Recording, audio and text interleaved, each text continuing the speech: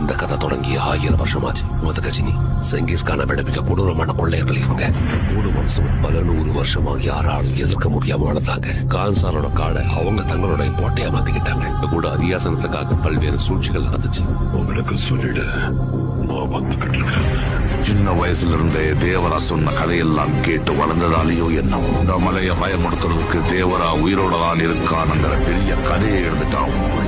ஒரு பக்கம் அரியாசனத்துக்காக மொத்த கான்சாரும் யுத்தத்துக்கு தயாரா இருக்காங்க.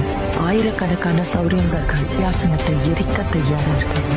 ஆனா தேவா அதே அரியாசனத்தை வர்தாக கொடுக்கறதா வாக்கு கொடுத்திருக்காங்க. ஆனா அங்க ஏற்கனவே ஒருத்தன் தன்னோட கால் தரத்தை பதிச்சுட்டாங்க. அவங்க யாருக்குமே